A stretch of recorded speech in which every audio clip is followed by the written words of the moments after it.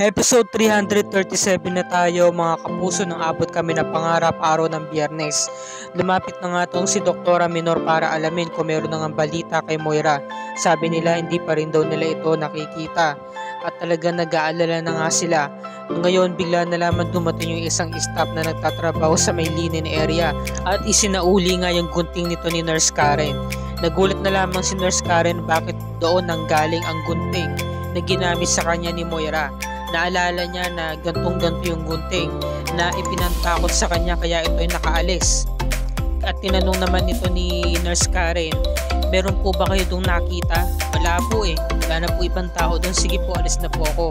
Nagkaroon tuloy ng hinala si Nurse Eva, Nurse Karen, saka si Doktora Minor na baka nandoon nga nanggaling si Moira at baka hindi pa siya nakakaalis.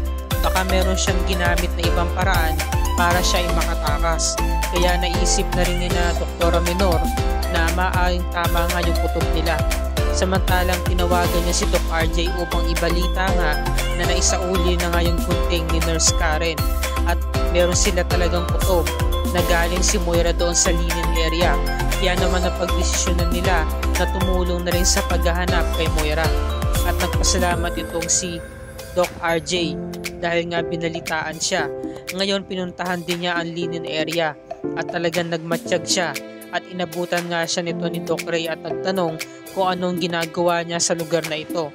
Sabi naman ni Doc RJ, meron nakapagsabi sa akin si Doktora Minor na ang sabi niya ay galing daw dito si Moira. Meron siyang ginamit dito, maaaring ginamit niya ang cart na ito para siya makapagtakas. Sabi naman ni Doc Ray, mas pag-iigtingin ko pa ang seguridad dito sa ospital. Tatawagan ko mga gwardiya. Bigla na siyang umalis. Samantala yung isang tauhan ng linen area ay talagang dahan-dahan na inilalabas itong si Moira. Pabulong-bulong itong si Moira, sabi niya pakibilisan mo naman. Kasi ang tagal-tagal talaga eh. Diba? Ngayon natatakot na itong isang staff, no? Dahil nga nakikita niya talagang nagmamasid na yung mga gwardiya. Ang dami kasing gwardiya ng Apex. At ngayon isasakay na nga siya rito sa may elevator. Eh ang tagal-tagal naghihintay siya na ito'y magbukas. Eh sakto biglang dumating si na Diyosa sa si Lynette. Minamalas itong si Moira dahil narinig niya yung boses ni Lynette. Sabi niya, si Lynette yun hindi niya ako pwedeng makita. Sige lang Lynette, hanapin mo ko. Catch me if you can. Sabi naman ni Lynette, no? Saan naman kaya natin mahanap yung Moira na yun? Eh ngayon, bigla niyang nakita na yung ilalim ng cart biglang may gumagalaw. Samantalang ito si Nurse Karen sa si Nurse Eva, naghahanap talaga sila sa mga ilalim ng mga labahan ng mga damit. Tinanong sila ni Annalyn kung anong ginagawa nila. Sabi naman ni Nurse Evan, Doc Annalyn, sabi ho kasi ni Doktora Minor, baka ho nandito sa ilalim nito si Ma'am Moira, dito siya nagtatago. So nangyari, ang nagdala ng cart ay walang iba kundi si na Diyosa sa si Lynette. Talagang partners sila, no? Hanggang sa itinumba nga ito ni Diyosa sa ni Lynette. Kaya talagang tumilapon itong si Moira kasama yung mga damit. So pagtayo ni Moira, sabi niya, kayo, anong ginagawa nyo dito? Sabi ni Lynette, no, surprise Moira. Nakakaloko tong ngiti ni Diyosa, nakakaasar eh. Saka si Lynette eh. Nakakatoto eksenang to eh. Anong ginagawa nyo dito Lynette, ha?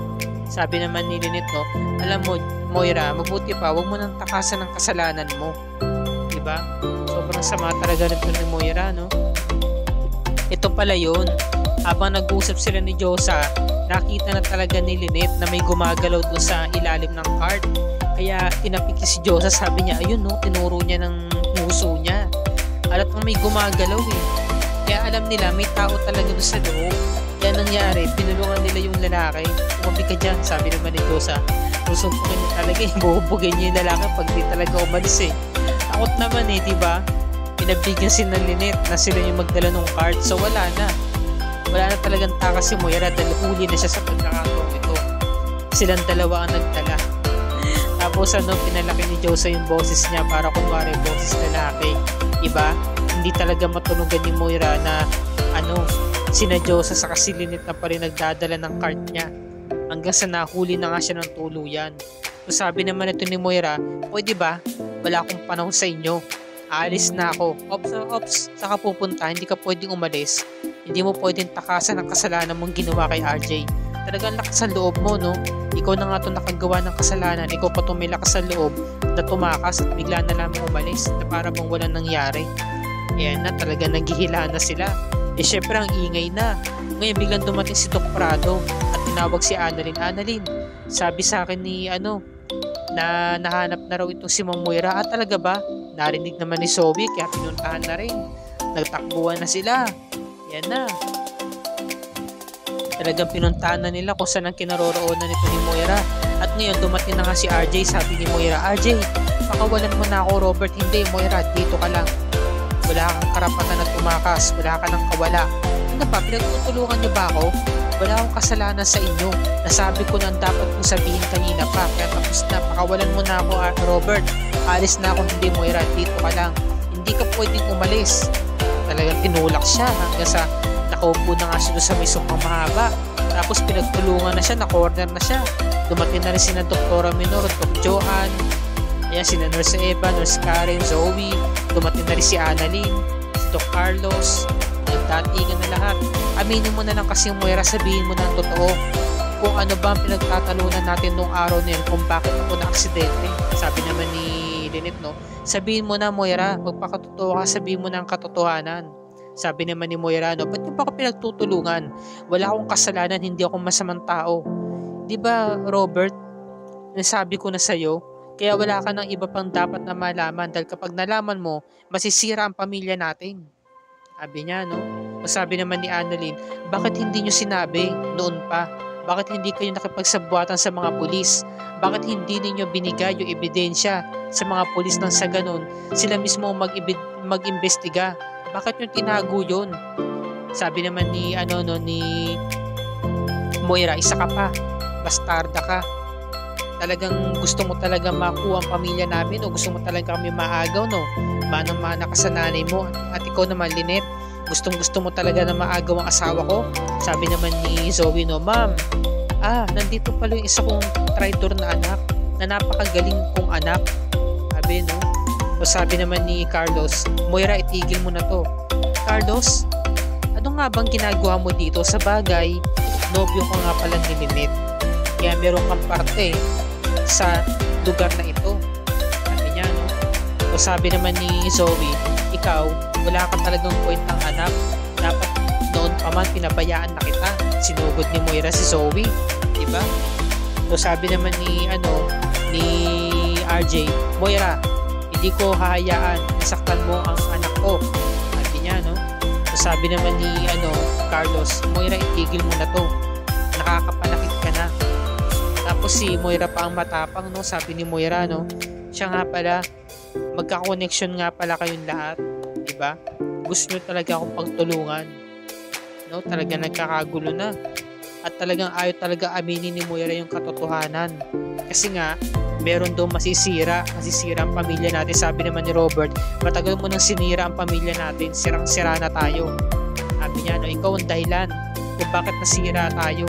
Sinira mo ang buhay ko. Sabi naman ni Moira, no, sige, total, kontrabida naman ang tingin yung lahat sa akin, sasabihin ko na ang totoo para malaman nyo na ang lahat. Alam mo ba, Robert, kung bakit kita aksidenteng itinulak? Ha? Kung bakit ito nangyari sa'yo, kung ba't nasira ang buhay mo? Sabihin ko na para magkaalaman na lahat. Yan, yung babaeng yan ang may kasalanan ng lahat. Itinuro siya. At itong si Zoe talagang takot kasi siya hinihintay niya na baka ikanta siya ng nanay niya, di ba? Baka ilaglag siya ng nanay sa pagkakataong ito. Yun pala ang naging dahilan ni Moira, si Lynette ang tinuro niya. Ikaw, Lynette, ikaw ang sumira ng buhay ko, ikaw ang sumira ng pamilya namin, sabi ni Lynette, no? Ako? Bakit? Anong kasalanan ko? Kasi Robert, nung panahon na yon, pinili mo ang pamilya nila, iiwan mo na kami ni Zoe nung panahon yun. Kaya ang ginawa ko, pinigilan kita, pinuntahan kita sa building na yun kung saan ka naroroon. Dahil pupuntahan mo no si Annalyn. Pinili mo sila, hindi kami. Kaya tayo nagtalo sa lugar na yun.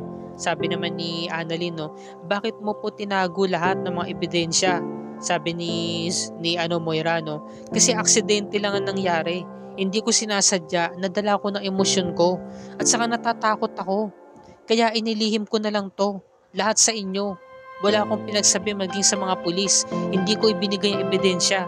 Lalong-lalo na kay Robert dahil alam ko, malaki ang galit niya sa akin. Alam ko magagalit siya sa akin.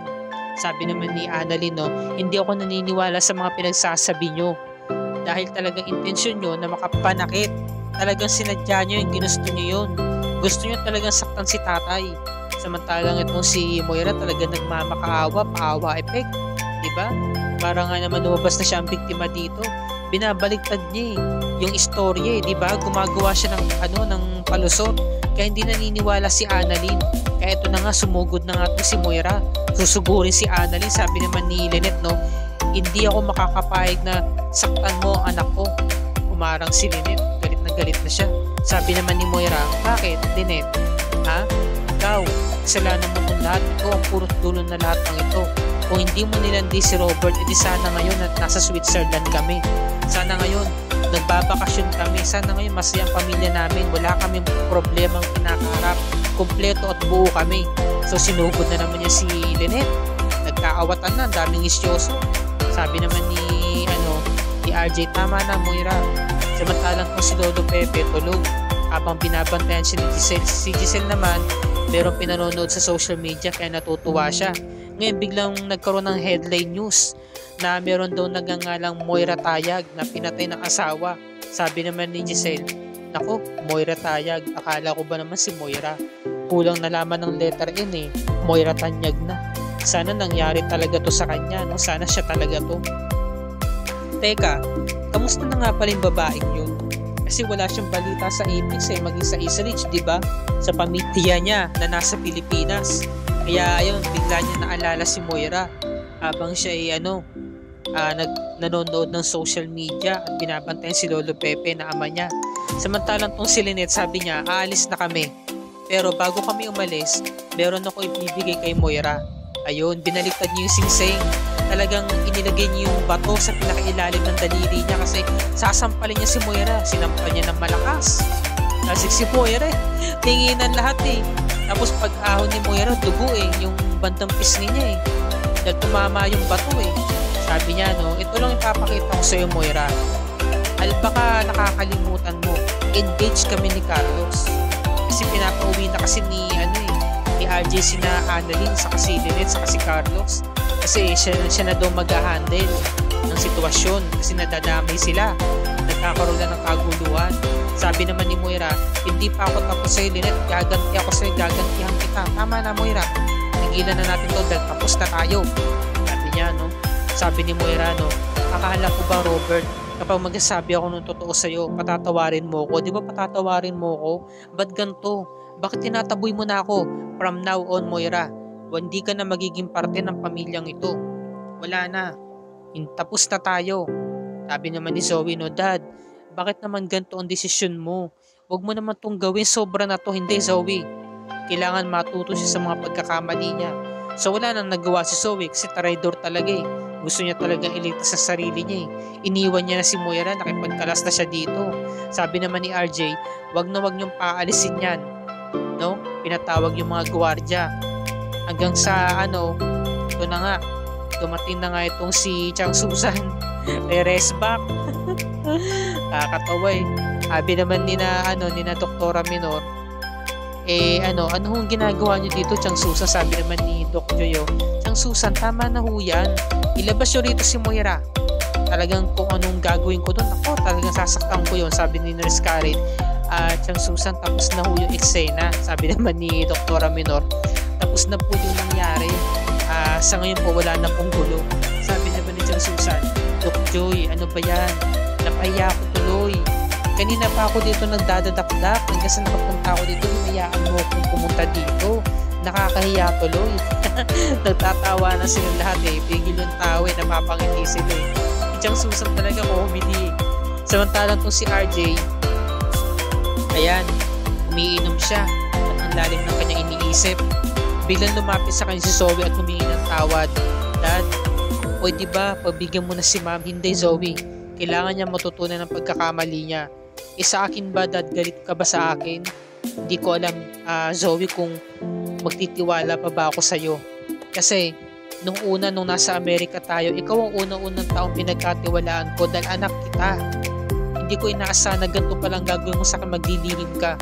Pero nararamdaman ko, meron pang tinatagong lihim yung nanay mo. Kaya hanggat maaga pa, Zoe, gawin mo ang tama. Sabihin mo kung ano pa ang tinatagong sikreto ng mami mo para matapos na to. Dahil ito talaga nararamdaman ko. For this time, ako naman sana ang kampihan mo. Ganda na sinabi rito ni ni RJ, no? Sabi niya, kung talagang mahal mo ako naman ang kampihan mo. Sabi, umalis na siya, iniwan niya na si Zoe. Samantala tong si Zoe umiiyak kasi wala siyang ibang makakapitan bagsak na nanay niya. Kailangan niya iligtas ang sarili niya. Sino ba ang mas angat ngayon, di ba ang tatay niya? So wala siya ibang kakampihan kundi ang Daddy Robert niya. At dito na po nagtatapos sa review and recap para sa araw na to. Bukas, pakatutukan natin araw ng Sabado, October 7, 2023. Episode 338 na tayo. Hulubi na nga itong si Moira, walang-wala na siya. Diba? Hindi natin alam kung paano siya makakabangon, pero gaya nga ng sabi, siya ang primerang kontrabida rito. Marami pa talagang magaganap. Diba? Ang kontrabida sa teleserye at talagang hindi nagpapatalo. Diba? Lalo na ngayon, hindi siya kinulong, hindi siya dinimanda ni RJ. Pero sa pagkakataong ito, talagang itutuloy na nga ni RJ ang pagdidemanda at binalita niya ito kay Annalyn. At narinig ito ni Zoe. Kaya naman nakikiusap si Zoe na wag ipakulong ang kanyang nanay. At sa pagkakataong ito, hindi rin susuko si Lolo Pepe. Dahil maghihiganti siya sa mga atrasong ginawa sa kanya ni Moira. Hindi siya susuko. Isiguraduhin niya makukulong ito. Katuwang niya si Giselle saka si RJ. So yan ang dapat natin pakatutukan, mga kapuso. Tuluyan na kaya makukulong itong si Moira o makakalaya pa siya o makakaligtas sa mga kasalanang ginawa niya. At heto pa ang isang revelasyon.